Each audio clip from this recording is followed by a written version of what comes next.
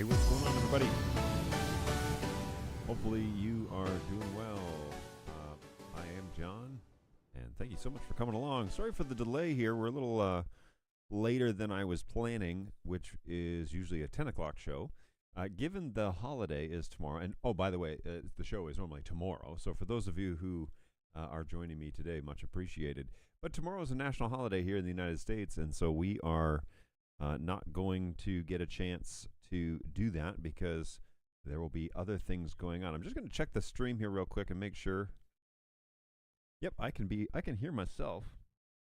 So hopefully the levels are acceptable for you. Let me know in the chat how things sound and look. Always a pleasure to have you guys along. Hey, Randy says, hey, I've been looking forward to this one. Well, thanks for coming along, Randy. It's a little strange that Socials has changed the name to our handle instead of our actual name. So normally, mine would say John Knutson, but instead it just says at John O'Canute, which is fine. But now I'm going to have to learn all your handles as well. So, hey, I loved your previous presentation on this topic. It was very helpful and practical. Wow. I'm not too sure what I said that was so helpful and practical, but I really appreciate the compliment. Thank you from my friend out in Western Canada. Sadly, I'll have to probably be called away to work. Well, that can be a good thing. Being busy is a good thing. I always believe that. So that's okay. A pleasure for you to join us, even for the beginning of the show. I appreciate that. And then it was said, so I take it this is a live show? Yes, given the topic, we are definitely going to be 100% live today, this is happening in real time. So you're with about a 20-second delay over to YouTube. So if you refresh your YouTube screen, you'll be about 20 seconds later than what is actually happening in real life. And that is purely for the encode and the buffer that goes on between vMix and YouTube. Now, I'm also available over on Keystone AV Networks on YouTube, and I'm available over on Twitch as usual, which doesn't have a huge following these days because this is a very unique show.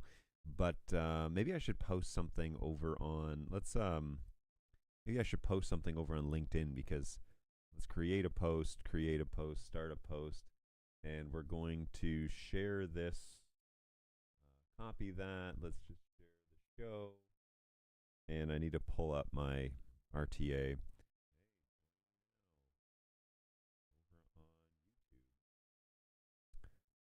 Chat about live streaming versus pre-recorded live stream. Yoink.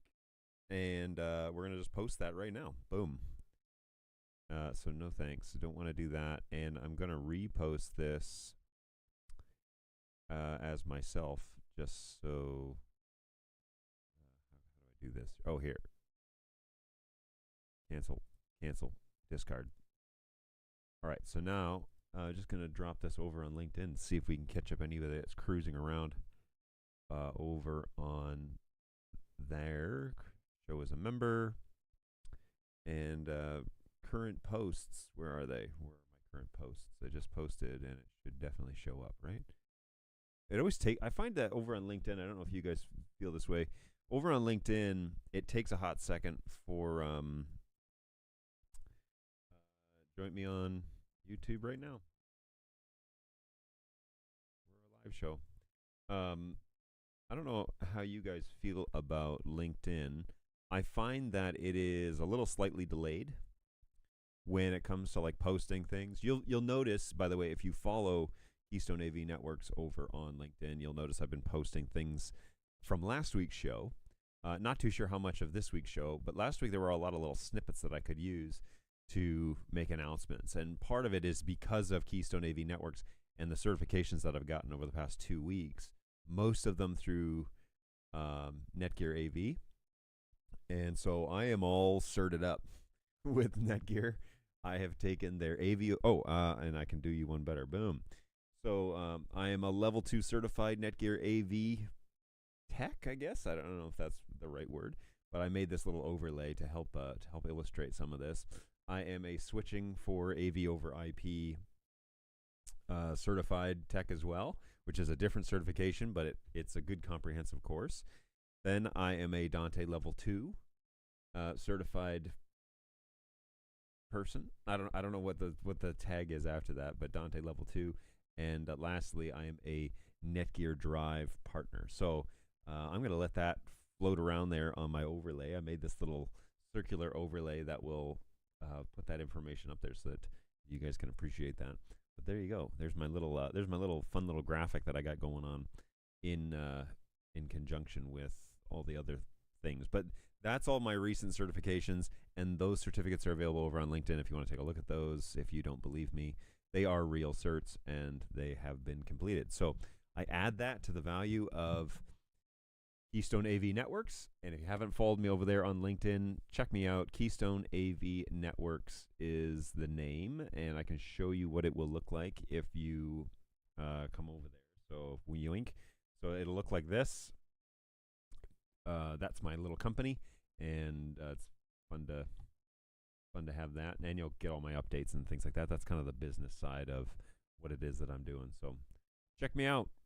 Good times. And what is it that Keystone does? Well, Keystone is a top-to-bottom AV over IP network consultation company. So I can help you start conversations. I can help you estimate budgets. I can help you design networks. I can help you customize those networks, implement those networks.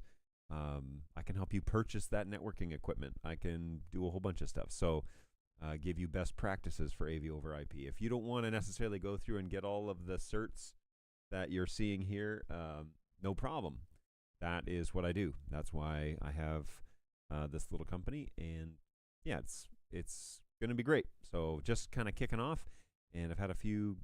I started this because I had some guys asking for help, and so I remoted in, whatever, and then my wife was like, you need to probably set this up as a little company. So I did, and that's what it is. So follow along for all the fun little updates as we develop as a AV over IP deployment and integration company. In lockstep with that, I'm in the process of building a workspace here at my house on my property that will become kind of the heart of Keystone AV Networks, but also this show will move there.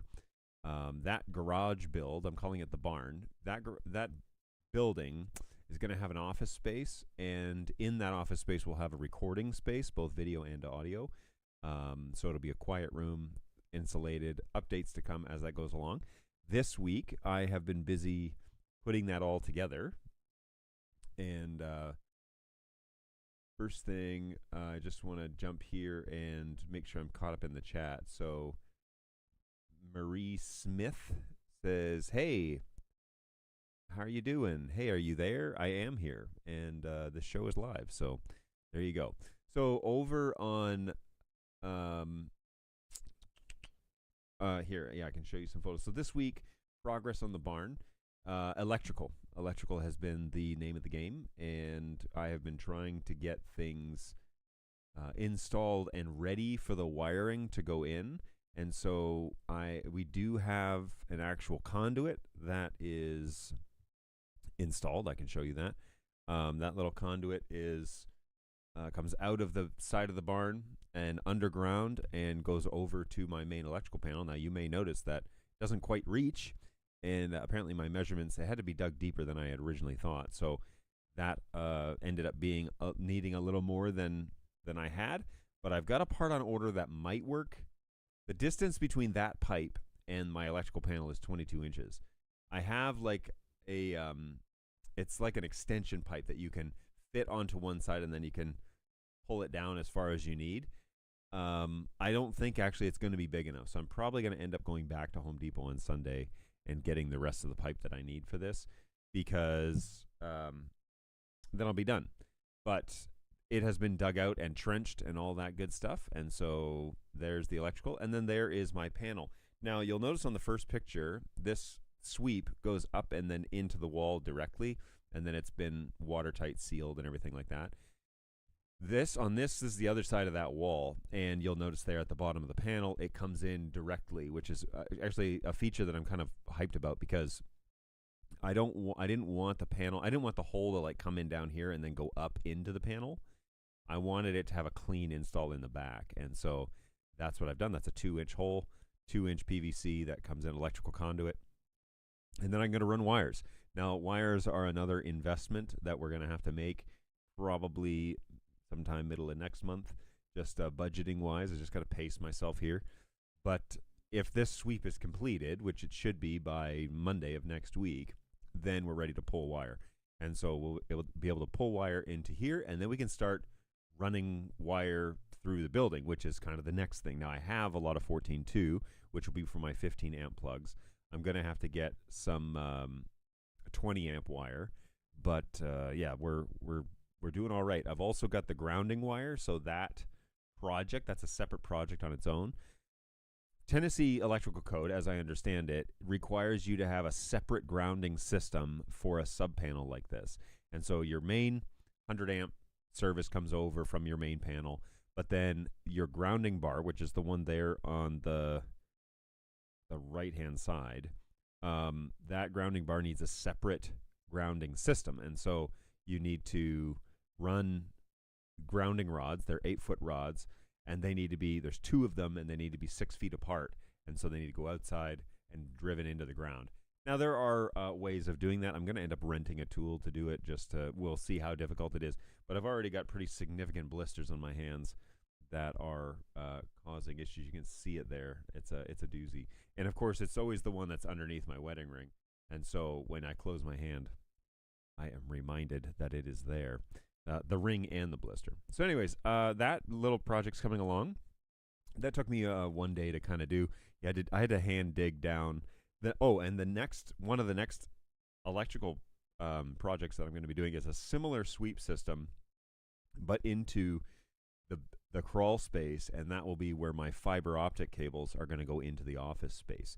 So the next sweep that I need to install is a 1-inch conduit, where I'm going to be running 4 cores or two pairs of fiber, maybe 3 pairs of fiber into the office space. And so I have to determine where that needs to be, but it's going to go down, again, 18 inches to avoid the frost line, which frost doesn't really happen too often here in Tennessee. Snow rarely happens. And so I'm not worried at all about any of that, but I do need to go down and avoid the drain lines, which are in the proximity of where that pipe will be. So that will be the next fun little project that I've got going on, and I'm looking forward to it. I can't wait to get the fiber lines in there, because that means that networking is almost ready to go, and I can start building out the office. I don't need to run the networking yet. It can be done later. But if it's all installed and ready to go, then I'm happy with that. I'll be ready for that to I'll be it's one less thing off the list. So all good. Someone says, "Oh, that's good." Good. I'm glad that you're on here. Hey, this seems like a pretty cool stream. Where are you from, if you don't mind asking? Well, I'm from all over the place. I currently live in Tennessee, but I had lived in Michigan for 15 years, and before that, I was from Ontario. So, Ontario, Canada. So, yeah, I've got a broad range of places I've been. I don't know if I belong anywhere, but all good. Same idea for me. I have to finish my Microsoft certification at my day job first. Just did NDI, working on BrightSign, Netgear, Novastar. Video Wall is next. Right on. Hey, that's cool. Oh, I appreciate that. I'm glad you feel that way. Yeah, so that is the barn project, and that's kind of as it is right now. That's kind of the state of things. One of the most exciting things about this whole project entirely is that my truck now has a home inside, and that has been a long time coming. But my F-150 actually fits in a garage space, and all of my things that I need stored also fit in that space, which means that now my wife actually gets to park her car in a garage, which is also very exciting. So this space hasn't been totally tidied up yet, but it is slated to be. Now, the barn's not done yet. I'm expecting actually shingles to be delivered today, which is the final step of the barn build. And then once the shingles are on, the construction side of things are done. So I'm hoping that they're going to be delivered this afternoon, waiting to hear from the delivery guy. Hopefully he doesn't call while I'm on a show. And with that being said, I'm going to turn off this and leave the main screen on so I can see if somebody calls. But anyways, yeah, so my wife's car fits in a garage, which is awesome. And that's been a long time coming. But she's pumped about that because the cool weather is now, on its way. So good times, great oldies. Alrighty, let's get into today. It's currently 11:15. You guys are going to be a couple of seconds delayed, but it's currently 11:15. So let's kind of get into what it is that I wanted to cover today, and it kind of stems out of some of the live shows that we saw happen in the NDI space over the past NDI November thing that went on. And there's been a lot of useful videos produced, some in the NDI industry, that have been enlightening. And the ones that I found particularly engaging were the ones that were live. So the ones where you have live questions coming in and, we can pull up actual comments and bring them into the show. So this is happening inside the social media chats, which are being pulled from YouTube on my John O'Canute site, and then also over on Twitch. And as people say things, I can see them preemptively in vMix socials, and then I can bring them into the show. So if somebody has questions or whatever, I can show those pretty much live.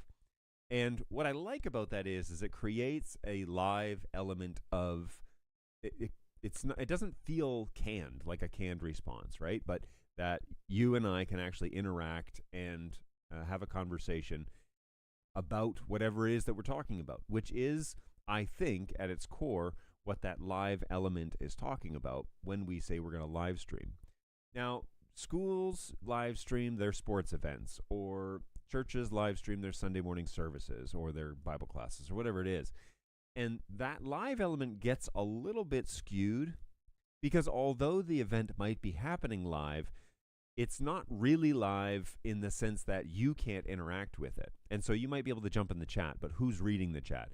Is that being brought in as a live element? And I think that the line gets blurred a little bit when I talk to places like congregations and schools and AV installers. They say, well, we want to live stream. It's like, well, what do you want to live stream? Well, we want to live stream, our video podcast. It's like, okay, but what about it makes it live? Is it that it's happening right now? Or is it that it's going live at a specific time? And then we get into this conversation, like the title suggests of today's show, the difference between live streaming and a pre-recorded show. Now, where I work at our Safe Harbor, we have both. We do both things. And we've been kind of figuring it out as we go along. I have been on with this company full-time here in Tennessee for a year and a half. But the question becomes, when do you use the live element and when do you do the upload video element? Because I think that there's a specific time and place to live stream, and then there is a much broader time and place to use the upload, pre-recorded option. Here's where some of this stems from, and it's not good or bad. It's just kind of where my brain is in this conversation. At the nonprofit that I work for, at the church that I work for, we have been using a service called Resi, which is a great encoding service, provides a resilient live streaming option. So when you go live, perhaps you have a break in the in your internet service or whatever, it can survive. You can set it up to survive multiple minutes. And what it does is creates a buffer, right, that allows you then to live stream to YouTube or wherever.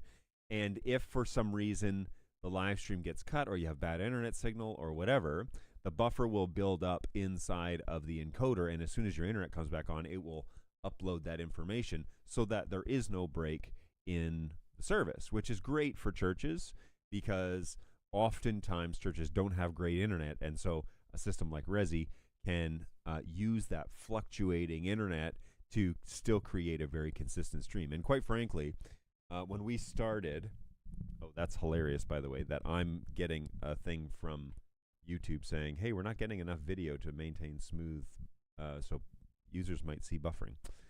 Anyway, so here we go. This is live without Resi. So the key here is Resi provides an opportunity for you to live stream and push to your channels, to all your social channels, or RTMP streams.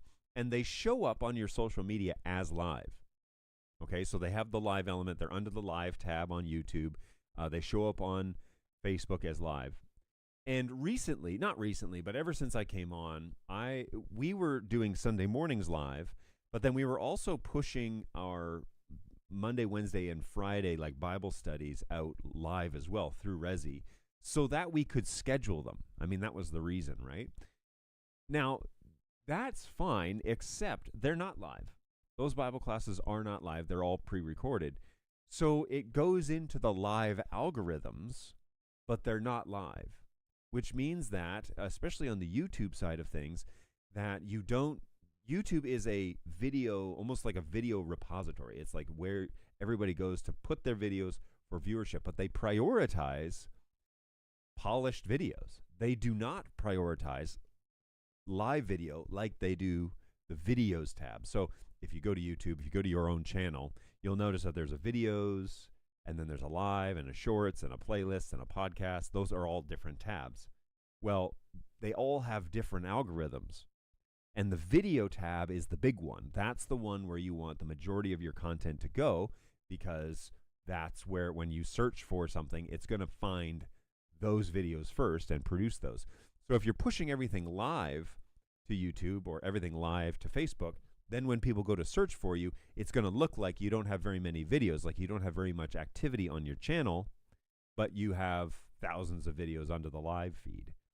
Those algorithms are different. They behave differently on YouTube, and if you're trying to get discovered or grow or find subscribers, people that might be interested in your content, you want to be focused on growing the video side of things and then reserving your live services for your actual live events. Now, I see this happen all over the place where people are pushing things as live events, but they're really not. They're actually pre-recorded events, and they're pushing them live as if it's a live, it's a live transmission. Where I have a problem with it is, not a problem, but where I think it misses the mark is when it's live.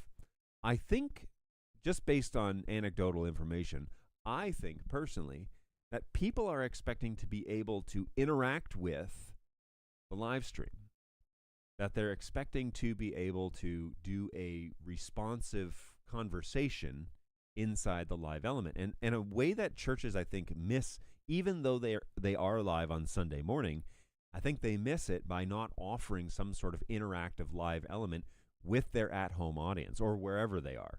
So if you're tuning in, let's just say, in a very common scenario that I hear about is, well, we have members who are at home or in the hospital or maybe in retirement care or something that can't come to our congregation anymore. And so we want them to at least still be able to tune in and get the lessons that we're providing. The thing about live, though, is that live should provide a two-way communication between the people that are at home in the chat and whatever's happening in the building. And so if you're providing a windowed opportunity, a way to look through the back of the auditorium, right? Everybody's seen those live streams where you're looking kind of through a window into what's going on inside the sanctuary. If you're providing that, then there's really no different from the viewer from watching it live or watching it after the fact.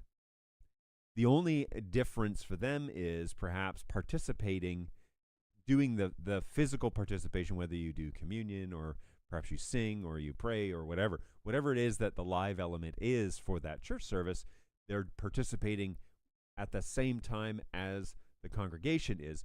But the actual getting of the content doesn't really matter whether or not it's at 10 a.m. or whether it's at 4 p.m. So, why do something live?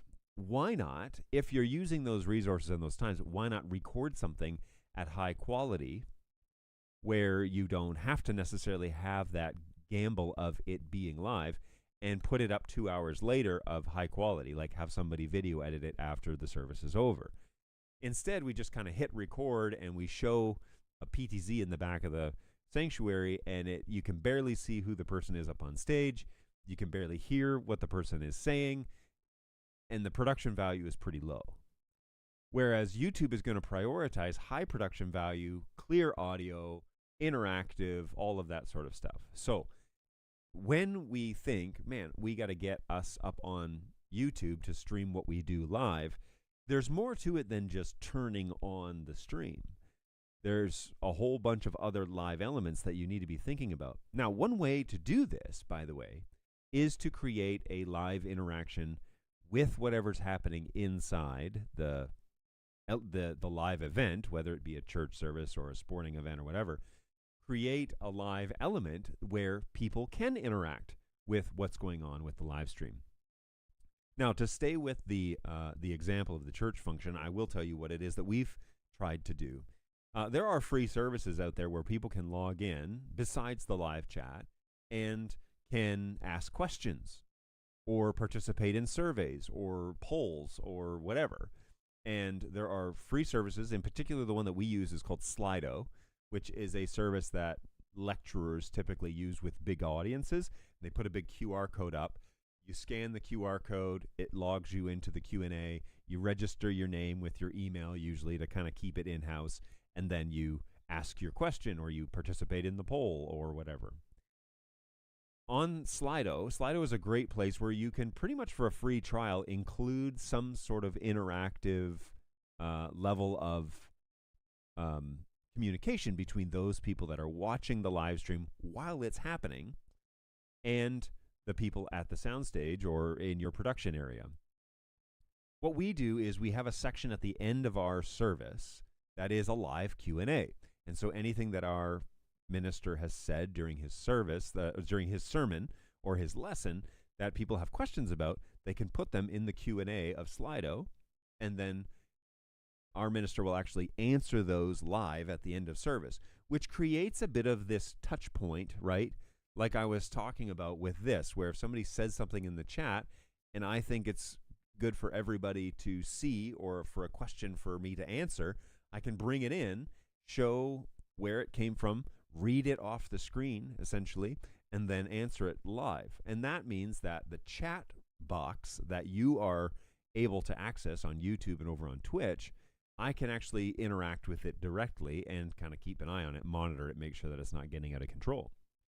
So when other live streams, again, to continue this conversation about churches, when churches are doing a live event, which is maybe Sunday morning for their service, one thing that I strongly suggest is at least have somebody moderating the chat, meaning that when people are logging in, hey, I'm at home sick today, looking forward to seeing, to hearing the message or whatever, somebody needs to be in the chat saying, hey, how's it going? Sorry to hear that you're not feeling well. Thank you for joining us online. That little touch point means that the live stream is more than just a window into the back of the auditorium. All right? It actually makes it live. Something is living and breathing inside that live element. So when you do live streams, remember, what makes it live is actually that people can interact with it, that it's happening in real time, and that when people send me a message, I can pull it into the show and we can interact together and we can actually have a conversation. Otherwise, it doesn't really make any difference in the grand scheme of things whether or not it was live or whether or not it was pre-produced. Now, going to the discussion about our safe harbor and us pushing things, we were pushing things live because of a scheduling function that Resi has. You can schedule these videos to go live at this time. The problem is that it goes live on our channel and it gets hidden under the live tab, and that's not really what we want. So we've recently started transitioning over to a schedule a social media scheduler, which will post the videos on playlists, but as videos themselves and not as live streams. And so we'll continue to use Resi for our live streams, but then we're going to start using a social media manager to post things in proper playlists, but also post them as videos onto our channels instead of posting them as live streams onto our channels. And that will then fix that whole algorithm problem that we were kind of having, because it's hard for people to find our content because most of it is considered live and it's not actually videos that are done for our YouTube and Facebook page. So there's the whole premise of the conversation, the difference between live streams and a pre-recorded live stream. Now, I'm interested to know your thoughts because, as you can imagine, I have a whole bunch. I'm going to leave names and companies out of this next statement, but I have watched live shows that were clearly pre-produced. And what was strange about the most recent ones that I've seen was there was an upfront live element. They had somebody waiting in their Zoom call or whatever it was that they were doing, and they had them waiting in the wings, and the guy came on, he introduced the show, we're really excited to have this guy on, and they brought him on, and he actually discussed back and forth. It was clearly not scripted, and he did a live demo, which means that there was a chance that it was going to fail. Now, when I did my live show back in the early Bird Dog days, right, on my Bird Dog John site, part of the shtick that I thought was true, and this comes from a philosophy from Tom Sinclair over at Eastern Shore Broadcasting, that we're going to do it live, and if it fails in our lap, it fails in our lap. There was a risk involved because it wasn't polished, right? And there was a good chance it wasn't going to work right, and we were going to have to try and figure it out and either fix it or let it fail in front of us. Now, corporations don't like that idea. I can tell you that with certainty. They don't like that idea because they don't want to look like the product that you're showcasing isn't finished or isn't ready for production. But I think that you earn a high level of credibility, and I think you earn a not just a high level of credibility. I think you earn a different level of credibility that cannot be earned by polishing a video where it's like, let me show you how to use the product, and you switch over to the screen and then it is perfectly executed and it does everything you expect it to and there are no surprises. I think you lose that authentic, like you're a real person feeling. And maybe from a marketing stance, you don't want any mistakes. You don't want any chances of this thing going wrong. But then it turns into a sales pitch. And I don't know if you're like me, but I tune out for sales pitches. And this was an interesting thing about those broadcasts that happened a week or two ago that I watched was the live demo. That was a conversation between the host and the guy showcasing his products. The live demo felt very real and raw, and then it worked. His products worked, and he openly admitted, I'm not ready to show this because I need to work out some stuff, but let me show you these things that I got working. And I believed it. I was like, yeah, this is a real thing. Like, this guy has credibility because he's showcasing this thing live, and he's willing to say this other thing's not ready yet. Then that segment ended, and it transitioned over into, hey, now we're going to go over to this conversation that so-and-so had with so-and-so. And it was a pre-produced video, and there was no live chat element, and there was no back and forth with the audience. And it was clearly a conversation that had happened at a pre-recorded time, or at a preset time. And it was a pre-recorded video. And it was sterile. It felt salesy. And I could tangibly, and it was very palatable that the conversation was not happening in real time organically. That it was like, yeah, let me go over and show you this product. We're really excited about this. And then it was like the screen perfectly transitioned over to him, and it was like, let me do this and let me do this, let me show you this, I'm really excited about this, and it was like check check check check check on a list, and the conversation, there was no interjecting, hey, what about that, or show me how that works again, or hey, I think I'm confused about, there was none of that. It was just a sales pitch from a CEO, and it felt bland, and I didn't feel like it was genuine at all. And I think that that's a bigger problem than companies realize, is that there is a desire, especially in the AV over IP range, but there is a desire to watch people have real conversations and for them to potentially not be perfect. But you gain a level of credibility that you cannot get with a sales pitch.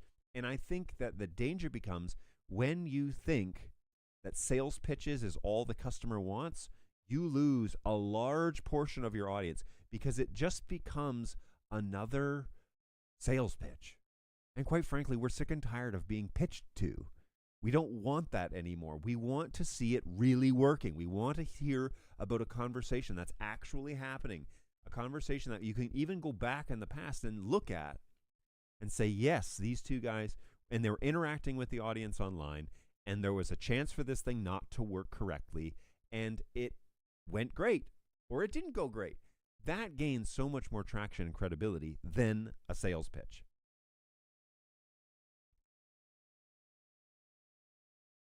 So, I don't want to drive home this point anymore because I think that I think I've done enough.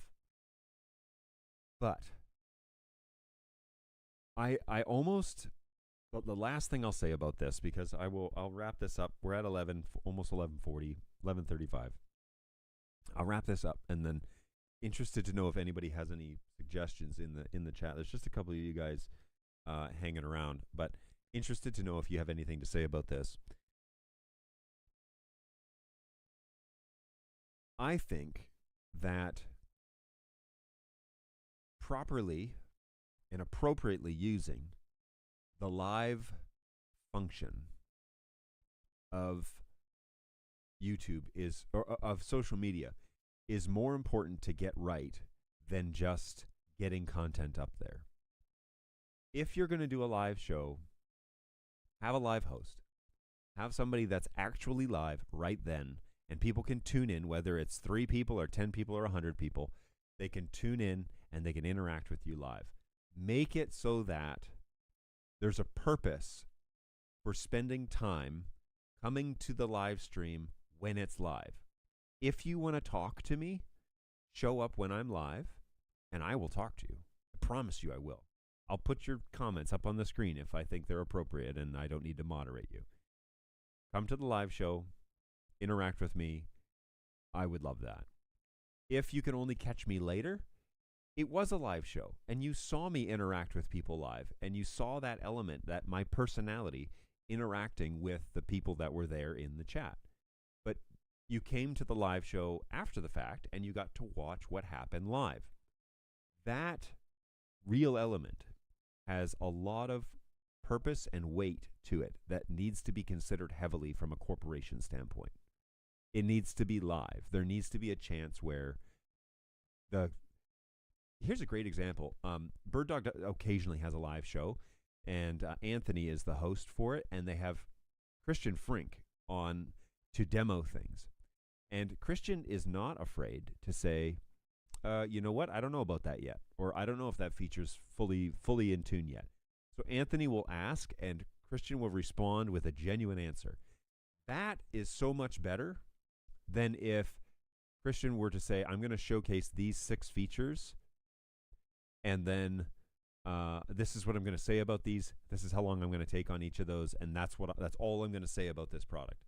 That's much different than coming on and Anthony asking questions kind of off the cuff and being like, hey, like, because Anthony is a video guy. He's a video audio guy, and he does this for a bunch of different companies. And so where he comes from in the industry, he's going to have questions that other people are going to have. And so having Christian respond to those in real time is what makes that show worth showing up live, because then I can ask a question live and they might answer it. That's the purpose of live.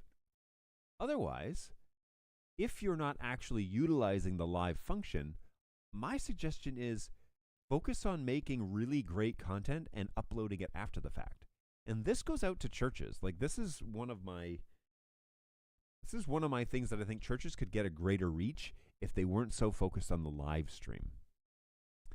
They could make a better product and probably reach a wider audience if they focused on creating videos and uploading them after the fact. And if you're worried about congregants not getting to see your Sunday morning service at the what we've oddly coined the magic hour, which is usually 11 o'clock, if you're worried that, they need to attend church at the magic hours, just say it will be available at noon on Sundays. And then they can still attend and watch a much better, much more polished product if you record at 10 or record at 11, polish for 30 minutes, export, render, and post it. So say maybe 1 o'clock is when our service will get, but then you could record all channels. You could go through and cut and edit and put together a high quality production and make it something that's really genuinely worth watching instead of a live element that has no real live elements that is poorly produced in real time. It's not a good use of your resources. My advocacy is you probably end up spending the same amount of time and resources doing a live stream or doing a finished product, but the finished product, the polished product, and the video tab would be so much more worth watching because then you don't have the high stress of pulling it off all live all at the same time. So I feel like making the schedule available is equally important as live or recording. Hang on, let me back that up. I just feel like making the schedule available is equally as important as live or recording. No one can interact if they don't know that you're broadcasting. On the other hand, uploaded content can be viewed spur of the moment with no interaction. Agreed. So if I were to be put in charge of a technical end of a brand new congregation who wants to grow their content, grow their audience, wants to be available to the online community, but also the community that they're in, I would say we have an in-seat service that happens at 10 o'clock, and then we have that same in-seat service is available to view online at noon. And what I would do is we would record at 10, from 10 to 11 or 11:15. I would record all channels. I'd have 3 cameras and a feed, an audio feed from the board, either a main mix or a aux mix that I would handle, and record all those channels. Bring those into iMovie or DaVinci, the free version of Resolve, or Final Cut Pro, or whatever your preferred thing is. Bring those all, record. Stop recording. Bring them all into DaVinci. Go through the service, do some simple cuts, simple edits, run over to Canva, hit render, let that render, go over to Canva, create a thumbnail, and then post it at 1 o'clock. Upload it, schedule it for 1 o'clock. Every day at 1 o'clock, here is our high quality 4K, stream, or 1080p 60 or 1080p 30 stream. That is, I think, so much better in terms of you're going to get a whole lot more traction on YouTube. And as people see high quality video, they're more likely to watch something else again, like watch the next one that comes out. So you could say to your at-home members, hey, it will be available in the afternoon, but it'll be a higher quality than if we were just to do a live stream at 10 o'clock. I don't see how that's any different, other than maybe you think everybody taking communion at the same time is somehow a community, like even people at home is like a community-driven thing. The theology there gets a little muddy, and I actually don't think that it is beneficial to the people watching at home any more than taking it 3 hours later. So again, we can argue on the theology of that, but from a technical side, I would much rather give the church member, even if it's just the shut-ins, giving them a much better viewing experience of what happened today than just a fly on the wall because it was live, we went live. I think it's a better use of resources, and honestly, I think it will help the people at home really feel more connected with what happened on Sunday morning than if we just, we pulled it off live again this week. Now, if you have a technical crew like the soundstage where I work, I've got camera operators and I've got an audio engineer and I've got somebody running slides and I've got somebody running lower thirds and I've got graphics and I've got, like, it's a full-on live production. That live production, that's the one I want on the live tab, that one. But I don't want the pre-recorded Bible classes on the live tab because I want those over on the video section where YouTube can put those into the algorithm and help people find them easily. So we have corrected that recently. This week we've been transitioning over to a social media manager. We're looking at a couple of options, and I need to talk to my guy today before the holiday tomorrow to make a decision on that.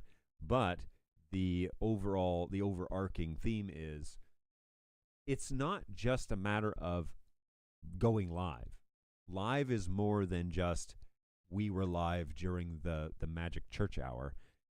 More of it is what about it makes it live. And the key there is the people online need to be able to interact with whatever it is that's live. For example, Jeremy just posted live all the way. Resi, which is where Jeremy works, Resi is for that function. What I've been saying today, by the way, Jeremy, is live has a specific purpose. Everything shouldn't be live, especially stuff that isn't live, especially with YouTube algorithms. Hey, nice that you're doing this on Wednesday. Yes, that was for all of you who will be eating turkey, watching parades and dog shows and football games tomorrow, which probably will be what I'll be up to as well. But don't forget the Macy's Day Parade begins tomorrow at 8:30 Eastern over on NBC and Peacock, and then followed up by at 11 o'clock? No, 12 to 2 is the National Dog Show, also available on Peacock and NBC Sports. And then after that is endless amounts of football, American football, which I'm not a football fan, but I'll be busy making a dinner and eating pie and doing all that sort of stuff. So eating way too much food. Looking forward to it, though. It'll be a high-protein meal. Resi is some of the best for Sim Live as well. You and I need to talk about this because I just got done preaching a whole half hour as to why I'm not a huge fan of Sim Live, and we're moving away from simulated live, mostly because the live element is, this is my advocacy of this is, we have been doing upload and schedule, which is what Jeremy's pointing to here. We have been doing upload and schedule, but Resi doesn't allow us to upload onto the video tab. It pushes it live every time. And maybe I'm wrong here, but we're moving over to a content scheduler because we don't want it to show up on the live tab. We want it to show up on our video tab on YouTube.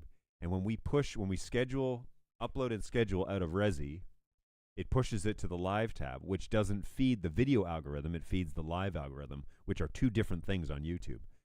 What I would love is for Resi to get into the content scheduling game where I can upload and schedule a video to be uploaded as a video to YouTube and to show up on a video playlist under the video tab, not the live tab. Now, maybe I'm missing it because I don't do the scheduling in Resi, but a company like Hootsuite, which is a video scheduler, Recurpost is a video scheduler, Buffer is a media scheduler, which is I use the free one of Buffer to do our video shorts as of right now. And we are currently trying out Social Champ, which is okay, but it seems like it may be a smaller operation. And I've got some tickets and support tickets that I haven't heard back from yet. So waiting to hear that stuff, those answers on there.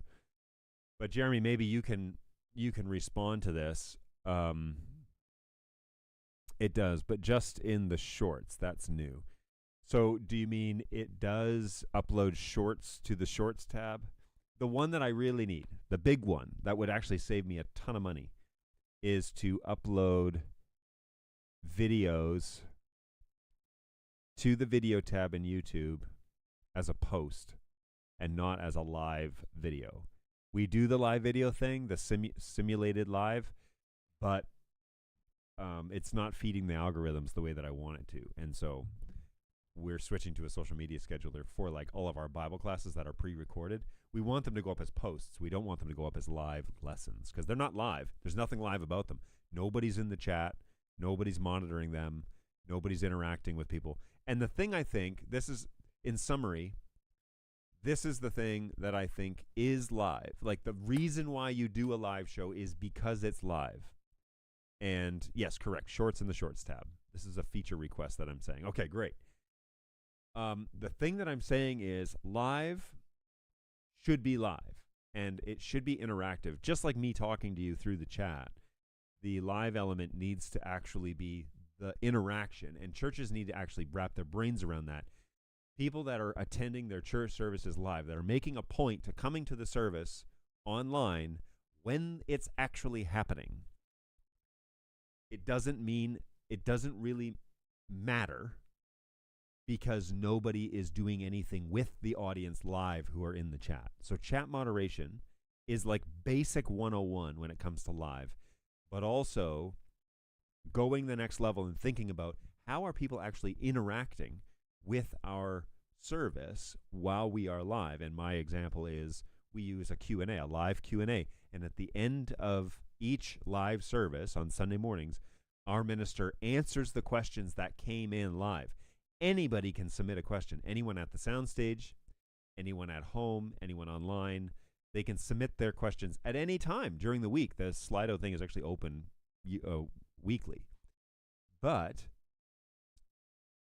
our minister will answer those questions that came in over the week, but during service, he will answer those live at the end of service, as long as they get in on time. Obviously, he can't do it. There's a delay. There's a 2-minute delay with Resi. But we use Slido, and I recommend you check it out if you're interested in a live Q&A service. The free version is actually quite useful. I'm going to log into it here real quick. And we have one coming up in a couple of days. I just reuse the same Slido session for every week so that the QR code that I generate doesn't change. But here we go. You can see this. This is the live Q&A from behind the scenes. And then if I want to look at it as a participant on my phone, this is what people will see when they log in to Slido. So there's a Q&A here, and you can be the first one to ask a question. You just type in your question, and then you can even ask AI to improve the question or to shorten the question because there is a character limit of 160 characters, which keeps it nice.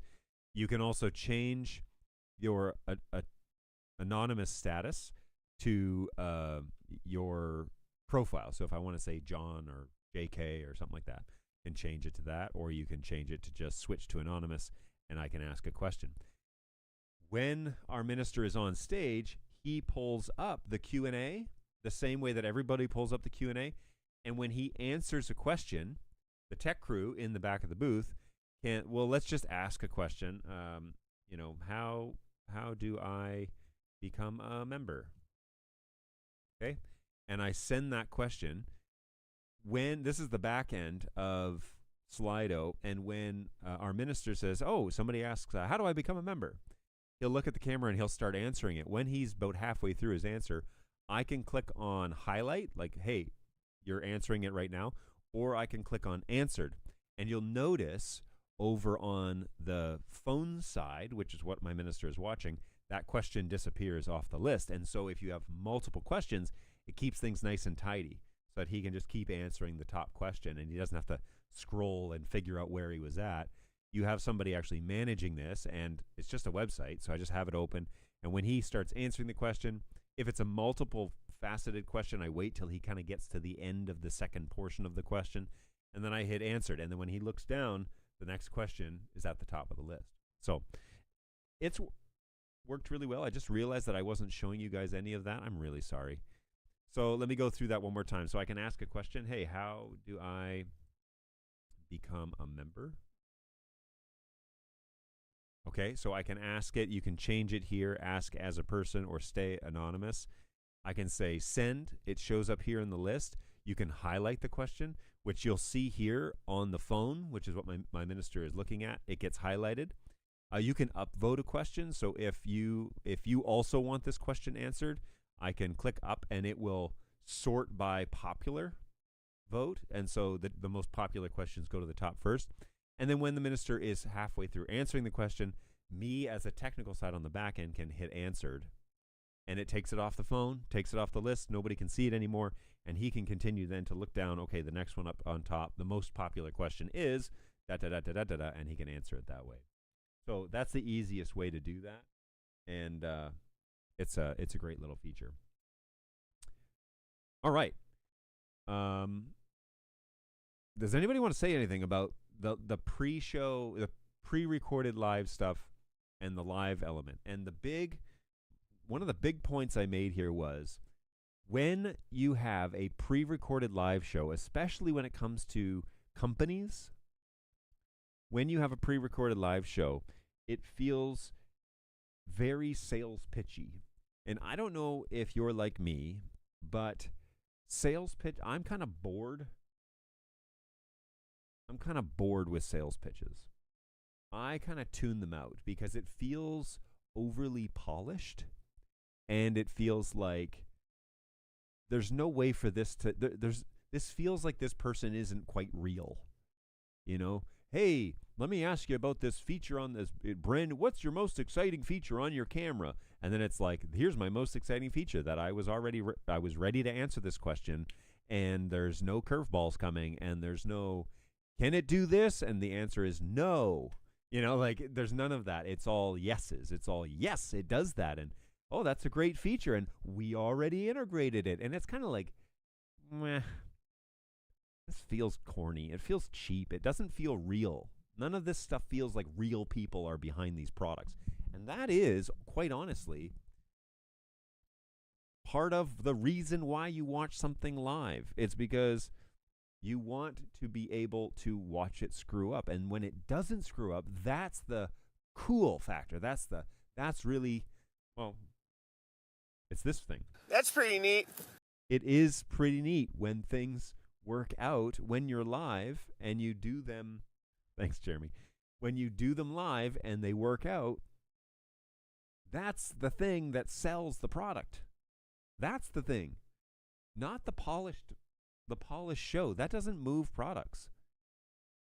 Because it feels unreal. That's the phrase. It feels, and not, wow, that's so unreal. No, it feels fake. It feels phony. And I honestly don't think it does you any good showcasing the features of a product where there is no risk involved. Right? When it can't go sideways, when it feels overly polished, when it turns into a sales pitch, and quite honestly, nobody wants to watch that. It just doesn't feel real. And so I'm not interested in seeking out those sales pitch shows. It's just boring is what it is. I'm curious. Whoops. I'm not going to show this on the screen, but I'm curious to know what the views, the one that I watched, I'm curious, it's been over a week. I'm curious to know how many people watched it. A week out. Keynote, TikTok. Oh boy. Live shows. No.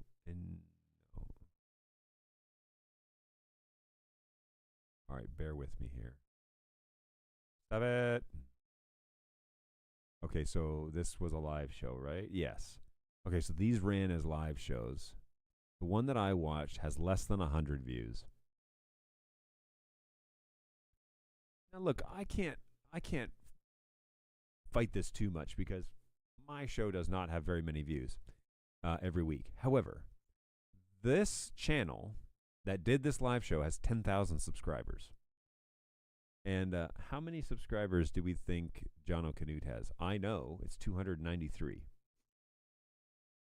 I have 293 humble subscribers. Thank you, everybody who have subscribed. And my shows average almost more than half of what these guys get weekly. I mean, that's not. I don't know. Can we expand this out? Let's say John does get. Let's divide 10,000. Okay, so let's divide 10,000 by 293. So they have 34%. They have 34 times the viewership. So let's just go to my channel here real quick. Here, studio. So let's see here. Keystone AV, Netgear. Oh, those are published videos. Sorry, let me go to my live show. Okay. Last live show had 30 viewers. All right, 30 viewers after a week. So it's not many. It's not many. But for only 293 subscribers, that ratio is not terrible. So if I say 34, they have 34 times the amount of viewers that I have. So if I times 34 by 30, so if I had 10,000 viewers, the assumption is I would have 34 times the amount of live viewers. And let's be fair, it's 29. It's not 30, it's 29. I would be averaging close to 1,000 views a week on my live shows. So if we were to just do apples to apples, whereas the channel that I'm comparing myself to has 10,000 subscribers, but they only got less than 80 views on their live show. And that live show had one live element where people could interact with the actual presenter and 2 pre-recorded sales pitches. I think there's a reason why. It didn't feel live, but it was promoted as a live event. And I think people recognize that. I think people tune out. I would be curious to know what the viewership was during the live portion than during the pre-recorded live portion, I would just be curious. We need to figure out an API so that I can type that in and it cues the soundbite. I could probably integrate that. Yeah, so that you could fire off my sound effects and how neat is that? And then that would be pretty neat. Good times. Anyway, so am I completely wrong here? Is your experience different than mine? I mean, I would love to know what you think about watching pre-recorded live shows where there is no live interaction with the guests and the hosts of the live show and everything feels sterile. Does that really grip you? Or perhaps you're tuning into a live stream on a Sunday morning for a church and there is nobody in the chat and there's nobody from the church talking to people online. Like, do you really feel like you're a part of the community because you watched it online? Like, I don't know. I feel like there's something missing there. First of all, there's opportunity missing for sure. But I definitely feel like it's like watching a TV show. How connected do you feel with people that are on a television show? None at all. I think that the chasm is pretty wide, and that needs to be addressed if you're going to run a live show. I think that you need to be able to interact with the people online. Depends on the algorithms that you're playing to. Agreed. It does depend on that. But I think there's more to the live stream than it just going off at a certain hour of the day. I think there's more to it than that. Which is why, by the way, I have to announce, hey, I'm going to move my live stream to a different day when there's a holiday on the day that I normally live stream, which is tomorrow. So tomorrow there will not be a live stream because we're doing it today. But next week we should be back to the regular scheduled programming. Anyway, I'm just curious to know where people come to this conversation. The other piece that kind of, I don't know if it frustrates me, but people that come to live streams, I've worked for multiple churches in this instance where they're just have a good enough mentality, and that to me also makes me want to say, then don't do it. If you're going to if you're gonna go if you're gonna do something and your goal is good enough, don't do it. Stop doing it.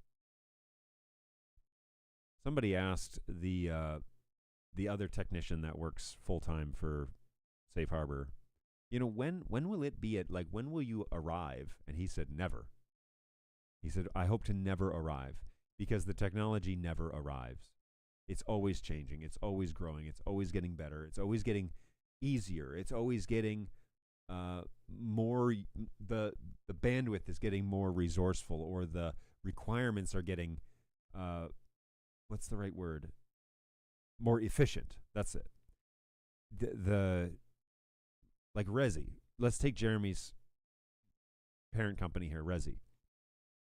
Resi has made, in the 3 years that I have been using their products, they have made substantial upgrades to their systems. They've been getting better and better and better as time goes along.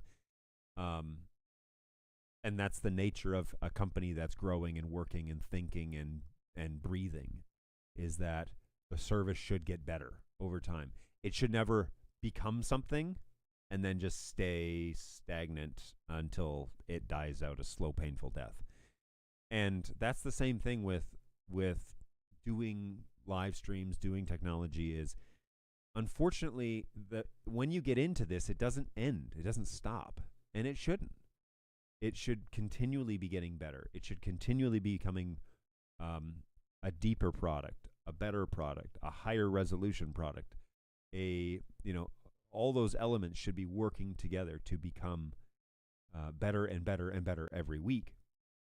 And so if that exhausts you, I strongly recommend that you not invest your life into the AV world. It's like, well, I'm the only tech guy that kind of understands what's going on in my community. It's like, that's a problem. You probably need to go and have a major conversation. Say, look, guys, we need this amount of technology to do what we do on Sunday mornings. Video, maybe lighting, maybe video, audio for sure, computers and internet and technology. We need a handful of things, and we have no resources to run it. I know it. I don't really want to run it. So, we need to find some people that are passionate about it and to do it well. There are so many places out there that are like, well, we need it, but we don't know anybody that can do it. It's like, then you don't really need it. There's this interesting conversation that happened for a church that I know of, and they were buying a new speaker system, and in the men's meeting, the budget meeting, they were talking about how much it was going to cost, and so the quote was like $15,000. And for this church that has a monthly budget, no, a weekly budget of like $2,000. That's a lot of money. That's a lot of money for them to invest. And when they were quoting out the system, the salesman, but the technician, said the right thing. He said, "Is hearing audio the primary thing that your congregation does in your sanctuary?" And the answer was yes. Speakers, ministers, preachers, singing, music, whatever it is that you do there, and announcements, prayers, communal things, all happen over microphones. And so he said, it's the number one thing, it's the number one piece of technology that you use in this space is audio amplification. It should be the biggest investment you have, because if you can't hear clearly what the people are saying, what's the point? What's the point in having this giant room? You should go downstairs into a tiny classroom where everybody's standing really close to each other and you can just talk and hear each other. Otherwise, if you want this big giant space that's open and welcoming, and you have to have the right technology to fill that space. And, this speaker system, which is high powered and has an amplifier and has a proper soundboard and is a real system, but it is the primary function of this room. So when you start talking about other pieces of technology, well, we want to stream it online. Okay. What do you want to stream, though? Well, we want to stream what it looks like in the room, and we want to stream what it sounds like in the room. Okay. Well, to be truthful, the stream that most churches send out, which is a camera up on the back wall that shows a wide angle shot of the whole thing, that is not what it looks like in that room. Yes, it is a picture of what the space is, but that is not what the average person experiences when they come into that room. They're sitting in a chair or a pew or a spot in the auditorium and watching and participating, hopefully, of what is happening in the room. So that is what your live stream should look like. It should not be a wide angle shot from the back. It should be a shot from where people typically sit. Perhaps multiple shots of eye level of where people sit in the auditorium. It's like, well, how would we do that? People would be walking in front. People would, yes, but that's not what you were asking. You said you wanted people to experience what it was like to be a part of the congregation in the community. Well, people don't stand on the back wall up in the ceiling watching what happens from above. That's not the experience that people have in this. So you need to have a conversation with your church. You need to have a conversation with your leadership, with your ministers. Do you really want people to experience what it's like to be a member here when they attend online? And if they do, we need to put cameras around this auditorium in places where people are so that it looks and feels like what it looks and feels like. Otherwise, you're creating a completely separate experience for the people online than the people at home, which then, if that's the case, why does it need to be at the same time? Because it's a totally different experience. It's perhaps the same words, it's the same songs, but it's not the same experience that people are having inside the room. And so when you live stream, it's more than just turning on a camera and pressing the go button and going live. That's the last piece of the puzzle. You need to seriously ask, what is it that people are coming to when they tune in? Are they actually experiencing what it's like to be a member here? And for most online streams, the answer is no. What they're getting online is a totally different experience than what they would have gotten inside the auditorium. What you want to do is bring those two things as close together as you can so that in the off chance, the 10% of the people that are going to attend your online service and feel like they want to join you in seat, which is a goal that so many churches put out there, but they do not understand what it takes to bridge that divide. In the event that that person, and it's 10% or less, by the way, of online streams inviting people to be in-seat members, it's only 10%.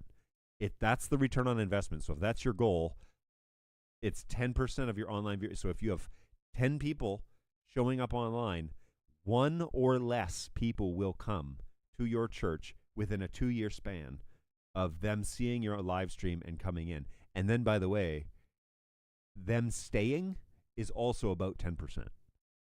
So it's a very small piece. So if your goal is, we're going to do a live stream so people will feel welcome to come and see us, and we hope that they'll join us in person, you're talking about 10% of the people online, and then when they get there, 10% of those people will stay. That's it. So if you're hoping, now with all that in mind, if you're hoping that those people will feel like, I know what to expect when I show up on Sunday morning, well, yeah, unless you want to hide them up on the balcony next to the camera, and that's what they are doing, then you need to think hard and deep about how it is you're going to produce this online stream. Hey, get this guy a soapbox. Yeah, it's true. I get off on a tangent, don't I? Crowd mics and eye-level cameras. Crowd mics and eye-level cameras. Eye-level cameras, I would strongly suggest do not put them on the back wall. Tell your church that you're going to be putting technology around the auditorium that will be eye level or head level, and to get used to it, because we want the people at home to feel like they're here. So anyway, all right, okay, I can step off my so-called soapbox, and that has taken us past the 1 hour mark. So good times, great oldies, and that is the end of that, which is probably Good news! news, everyone! End of my soapbox routine. Okay. So for those of you who have stuck around, I'm always open. By the way, drop comments in the chat. If you're watching this after the fact, drop comments in the chat, and I can respond to them next week live. But I hope that everybody has had a chance to rethink some of this live element. That's one of those things that I'm like, there's more to it than just going live. That's the last piece of the puzzle. Oh, by the way, Jeremy, this is my Resi swag. So shout out. Can you see the? It's like grayed out, and I have high contrast, so you probably can't see it. But this is my Resi shirt. Shout out to Resi. So hopefully there'll be something at least. Maybe you'll think this guy's completely nonsense and he does not know what he's talking about. Or maybe you'll pause and think, you know what? How are we moving closer towards bringing the people that are live closer to what's actually happening in the auditorium? One of those ways is to do a live Q&A or to do a moderated chat where you can bring in comments just like this onto the screen and people can see interaction. It would be really cool to have like a well, our dedicated Q&A is kind of like what we're doing, but you can definitely submit a question with Safe Harbor during our sermon, and it will be answered at the end of service, which I think is such a cool touch point for people. If they want to interact with us, if they have a question about, and it doesn't have to be about the lesson, it can be about anything, then they can submit them. Of course, we moderate them just to make sure that they're appropriate, so people can't hijack the chat or the Q&A. So there is an administrative element that has to be included, but man, it creates a really cool moment for our audience. Again, people at the soundstage can scan the QR code. I just put a QR code up. People scan it and it takes them right to the site, and it brings them in as an anonymous person, so they can ask without having to register, without anything. They can ask the question. We moderate those questions at the end of the lesson. I pull them up, I read them through, I clear away any of that are just garbage, which we've never really had that issue, and then I go over my headset, my Dante intercoms, and I tell my camera ops, hey, can you let Patrick know there are 3 questions in Slido? They give him the okay. He goes up and does the Q&A. If there are no questions in Slido, which sometimes happens, then we just skip the Q&A portion and go to the next segment in our service. And then Patrick always does like a final thought at the end, like an admonition. And so he'll mention, hey, there were no questions in Slido, but feel free to ask your questions.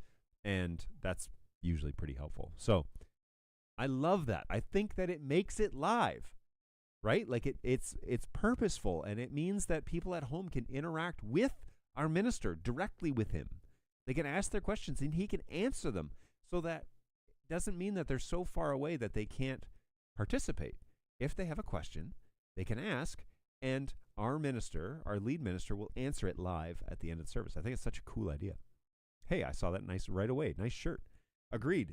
Shout out to the Resi crew that was at NAB in April. They gave Dave and I some swag, and so I like to represent. Today is a good day to wear it because of the live streaming conversation. But, yeah, good times. Always good.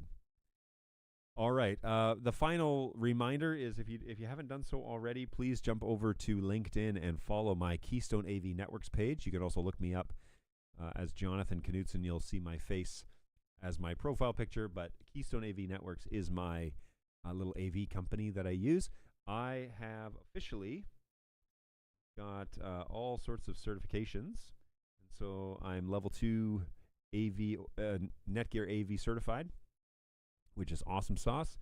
I am also a switching for AV over IP certified tech, which is pretty neat. Sorry, I should have. That's pretty neat. I'm also a level 2 certified Dante tech, which I'm hoping maybe this week or next week I'll walk through level 3, and that will be an additional certification to my name. And I am a Netgear Drive partner, which is a fairly new, it's a new service from Netgear. What that means is I can help you get your Netgear switches and stuff I can have them shipped to me and customize them for you and ship them to you, or I can help you buy them, get them shipped to you, and then we can remote in and set them up together. Whatever you need, I can help you design your network. I can help you set up your network. I can troubleshoot your network. I can help you with NDI, Dante, data networks, proper VLANing. We can even do things like conceptual concepts, so I can draw out a topographical map of how your network should function. And Netgear provides all of their visual graphics and everything, so I can make it all very product specific. Happy to provide that service to you as a added bonus. And with all these certifications that you just saw go through, I'm not going to raise my rate. I'm going to keep it the same because I think added value is what is key here in this industry. And I hope that you'll consider Keystone AV Networks for your next or current AV over IP project. So thank you so much for coming along for that journey. It is pretty cool to have this little company and to be providing these services to you. So Keystone AV Networks, if you haven't done so already, please follow, and would love to have you along for the ride. And as we do projects, I'll try and post them there on LinkedIn so you can kind of keep tabs on what it is that we're doing. And, always fun. That little page is growing slowly. I really want to get my hands on some Turtle AV gear. But that's to be determined. I am getting set up with Broadfield as my distributor, and so I can also help you acquire some other, if you want to buy your products through me, I can help you do that. And that's one of the places where I can get the Netgear AV switches and stuff through Broadfield. But also I do have I'm a part of their Drive program. So more on that as it develops, and I'm pretty excited about the services that I offer. All right, guys, I do need to kind of get underway here. My wife and kids are home. They're downstairs. It is break this week, the whole week, and so we've been doing various things. I'm in charge of making the Thanksgiving dinner just because that's what I do. It's not like my wife is opposed to it. But today is the challenging day. I am going to try and make pies, and I'm not a great pastry maker. And so wish me luck, because hopefully I don't get too frustrated when pastries don't work out the way that I want them to. But wish me luck. Always a challenge. But we're going to make a couple of pies today. I'll probably make two. So I was planning on doing an apple pie and a pumpkin pie. So got to make those today, get those ready to go. The bird is in the brine. And so that is currently taking on salt water, and it's like a salt sugar mix.